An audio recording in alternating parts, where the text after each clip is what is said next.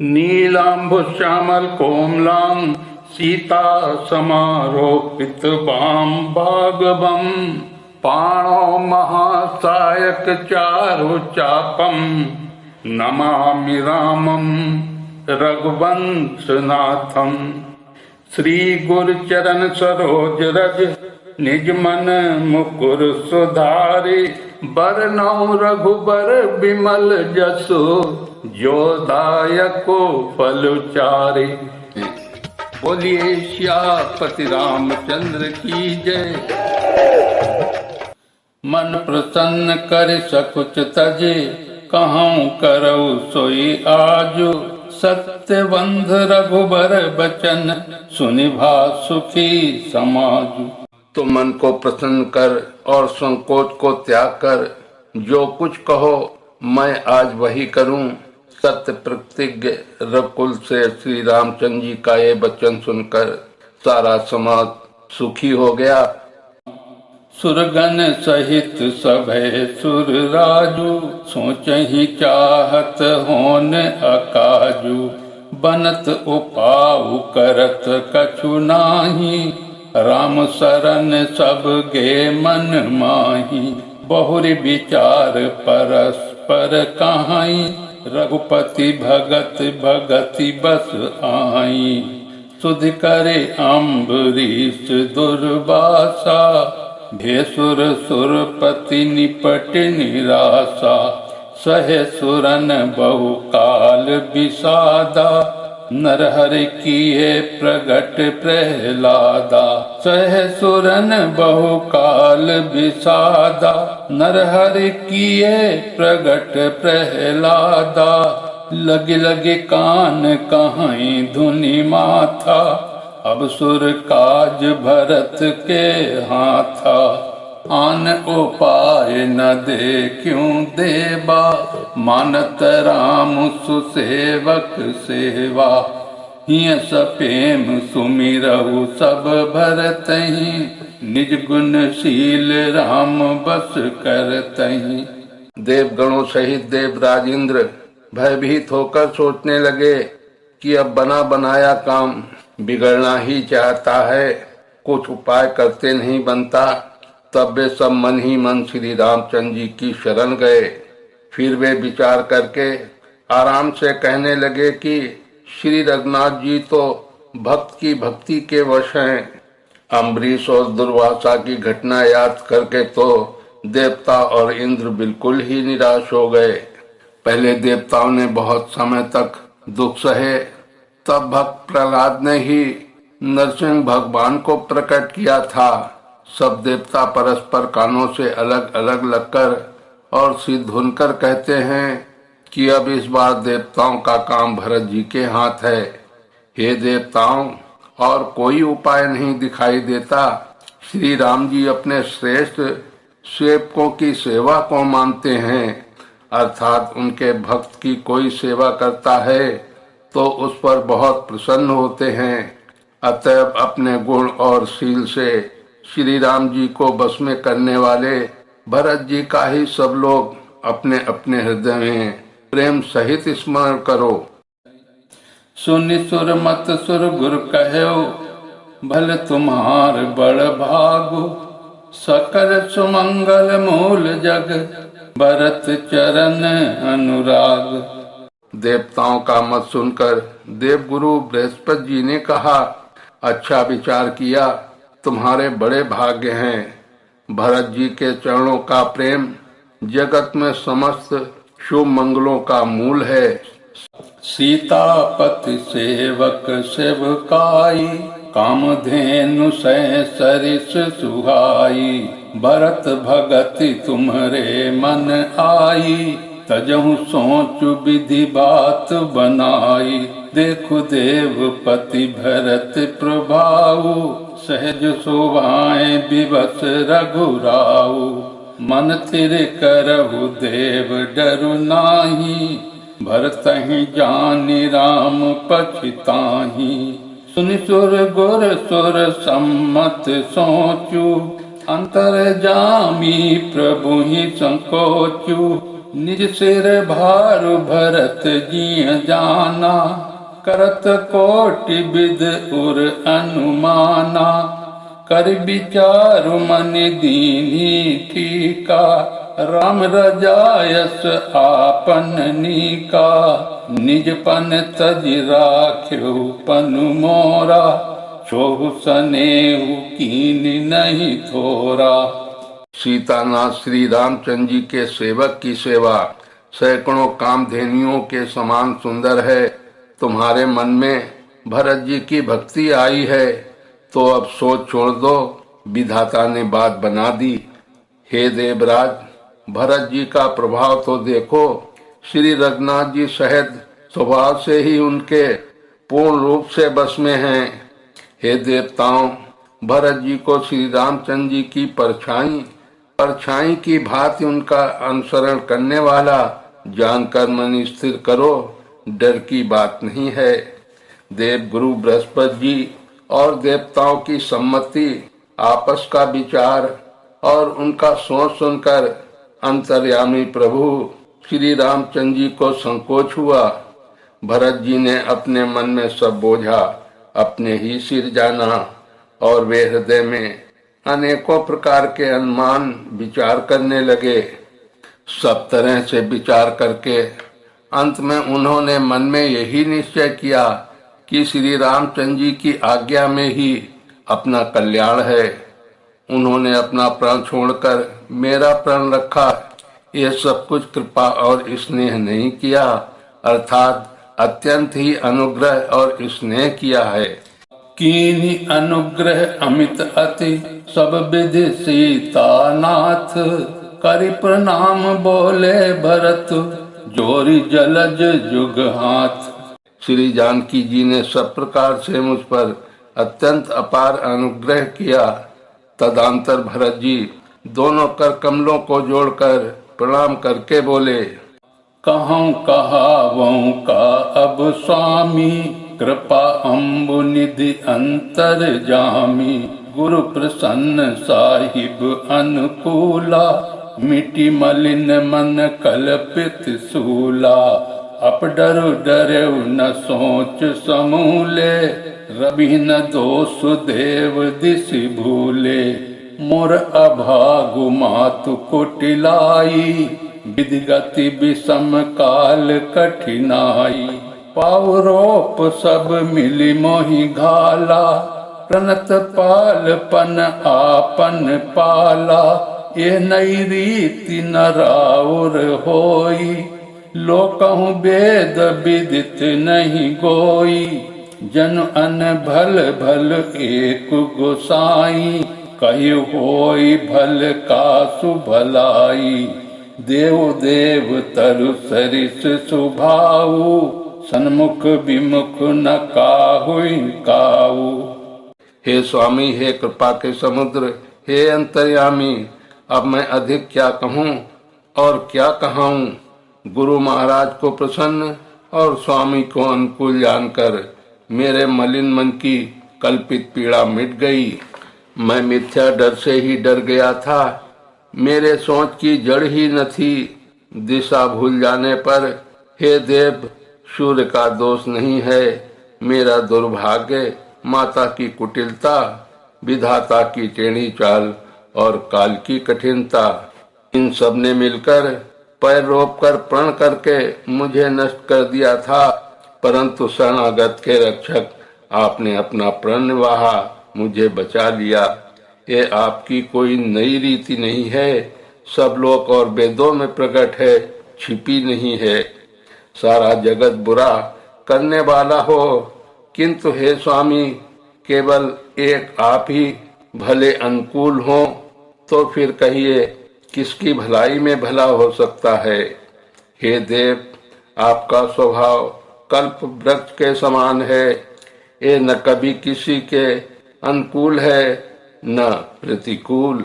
जाय निकट पहचान तरु, चाह समनि सब सोच। मांगत अभिमत पाओ जग, राव रंग कुभल पोंछ।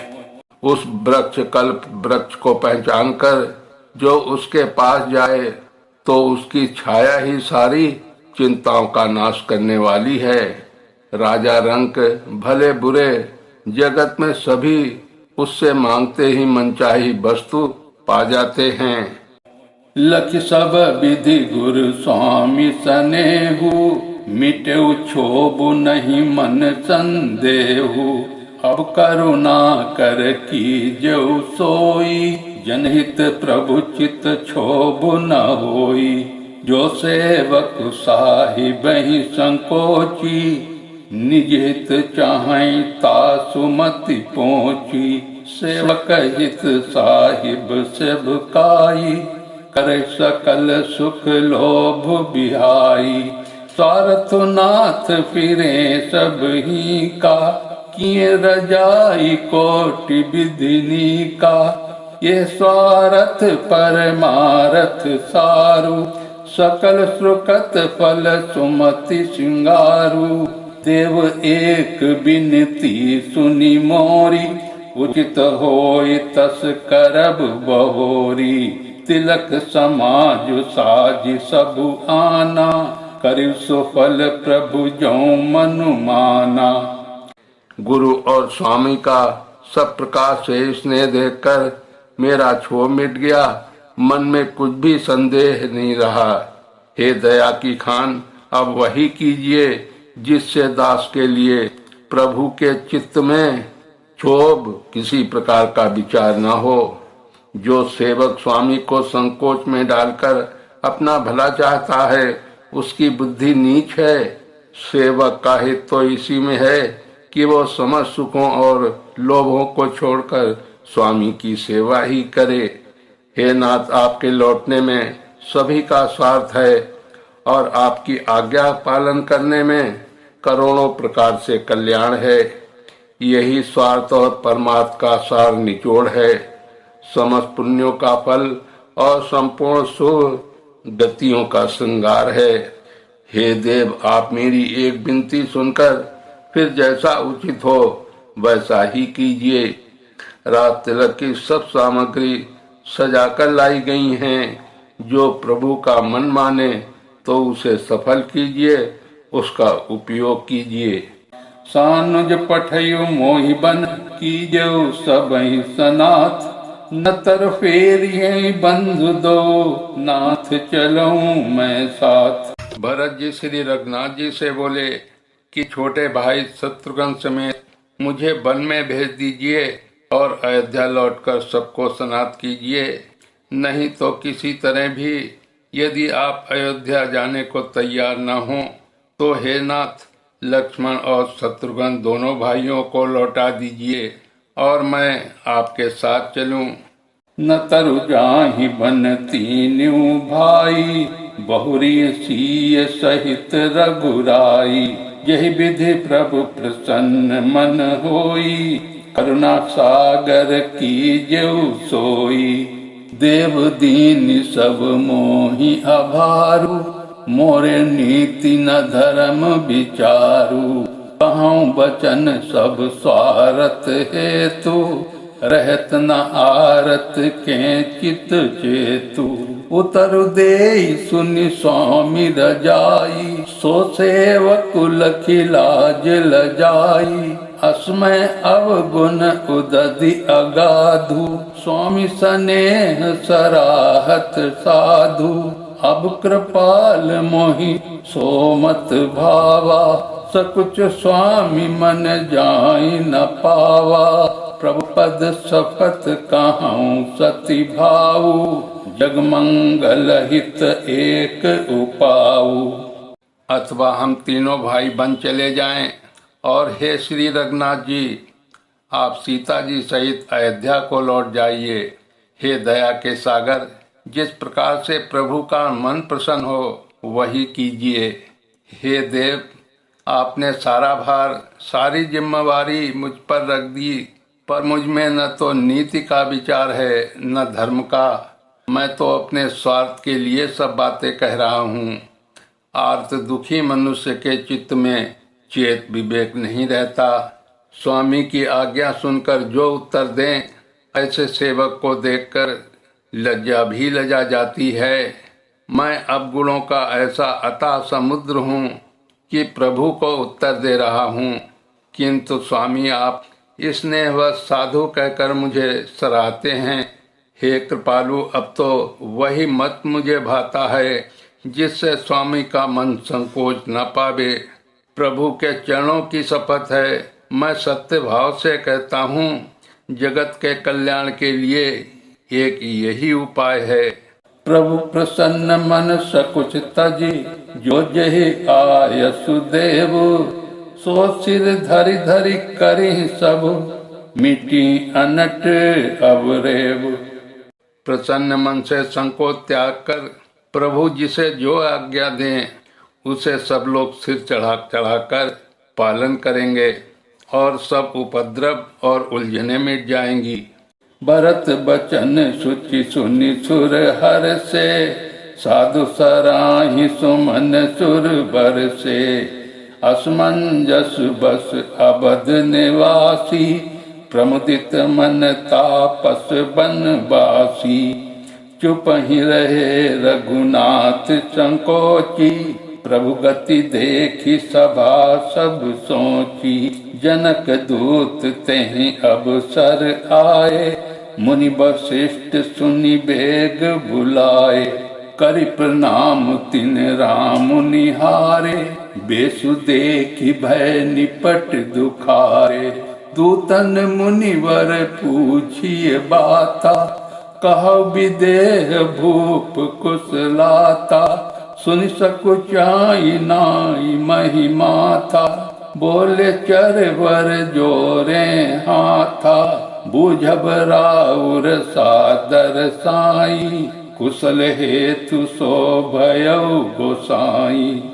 भरत जी के पवित्र वचन सुनकर देवता हर्षित हुए और साधु साधु कहकर सराहना करते हुए देवताओं ने फूल बरसाए। अयोध्या निवासी असमंजस के वश हो गए कि देखें अब श्री राम जी क्या कहते हैं।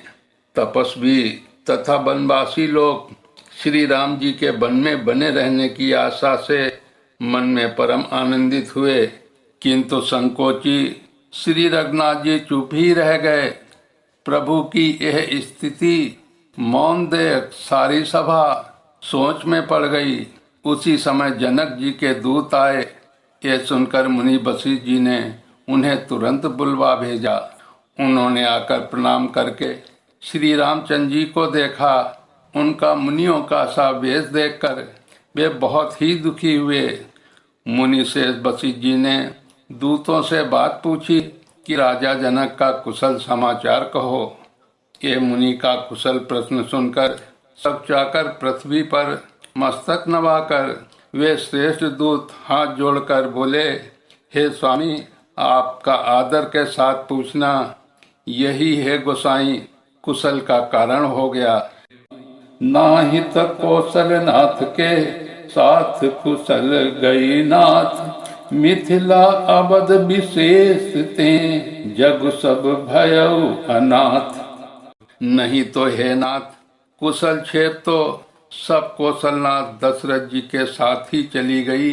उनके चले जाने से यों तो सारा जगत ही सनाथ स्वामी के बिना असहाय हो गया, किंतु मिथिला और अवध तो विशेष रूप से अनाथ हो गए।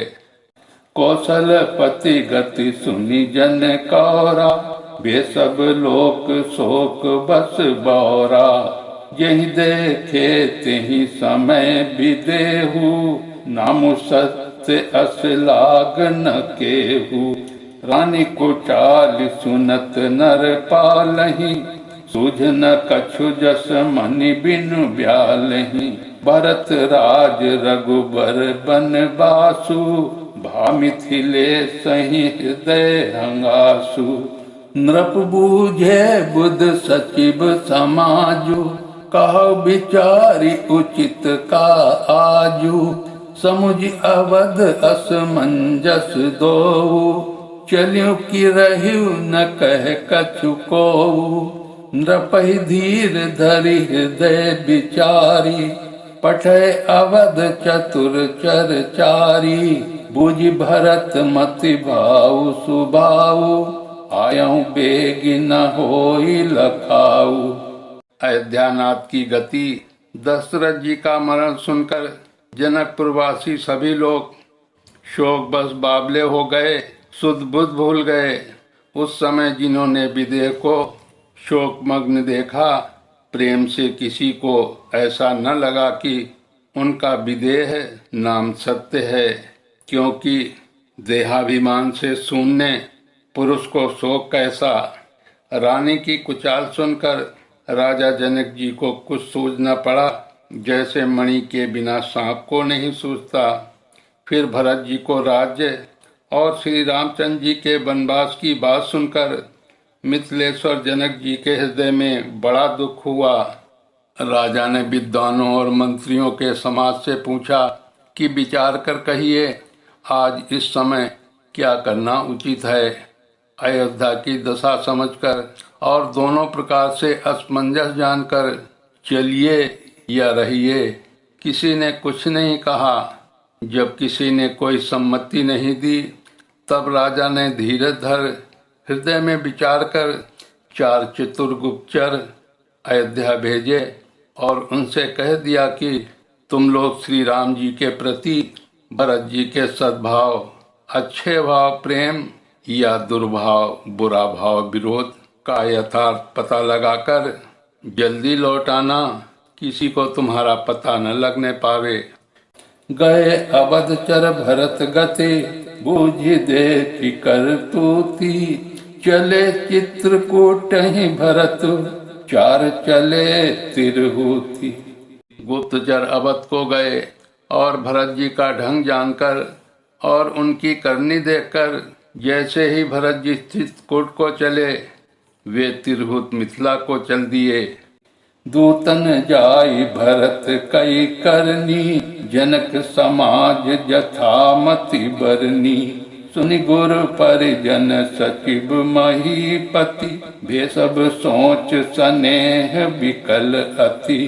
धर धीरज करी भरत बड़ाई, लिए सुबट साहनी बुलाई। घरपुर देश राखी रखवारे, है गए रथ बहु जान सम्हारे। दुधरी साधि चले तत्काला, किए विश्राम न पग मही पाला। बोरही आज नहाई प्रयागा, चले जमन उतरन सब लागा। खबर लेन हम पटये नाथा, तिन कहीं असमय नायऊ माथा। साथ की रात 6 सातक दीन है, मुनिवर तुरत विदाचर कीन है। साथ की रात 6 सातन दीन है, मुनिवर तुरत विदाचर कीन है। गुप्त दूतों ने आकर राजा जनक जी की सभा में भरत जी की करनी का अपनी बुद्धि के अनुसार वर्णन किया। उसे सुनकर गुरु, कुटुंबी, मंत्री और राजा सभी सोच और स्नेह से अत्यंत व्याकुल हो गए। फिर जनक जी ने धीरज धरकर और भरत जी की बड़ाई करके अच्छे योद्धाओं और साहनियों को बुलाया। घर नगर और देश में रक्षकों को रखकर घोड़े, हाथी, रथ आदि बहुत सी सवारियां सजवाईं। वे दुधड़िया मुहूर्त साध कर उसी समय चल पड़े। राजा ने रास्ते में कहीं विश्राम भी नहीं किया। आज ही सवेरे प्रयागराज में स्नान करके चले हैं। जब सब लोग यमुना जी उतरने लगे, तब हे नाथ, हमें खबर लेने को भेजा। दूतों ने ऐसा कहकर पृथ्वी पर सिर नवाया। मुनि शेष वशिष्ठ जी ने कोई 6-7 भीलों को साथ देकर दूतों को तुरंत विदा कर दिया। सुनत जनक आगवन सब, हर्षेउ अवध समाजु। रघुनंदन सकोच बड़, सोच विबस सुर राजू। जनक जी का आगमन सुनकर अयोध्या का सारा समाज हर्षित हो गया। श्री राम जी को तो बड़ा संकोच हुआ और देवराज इंद्र तो विशेष रूप से सोच के वश हो गए। बोलिए सियापति रामचंद्र की जय। लखन लाल की जय, भरत शत्रुघ्न लाल की जय।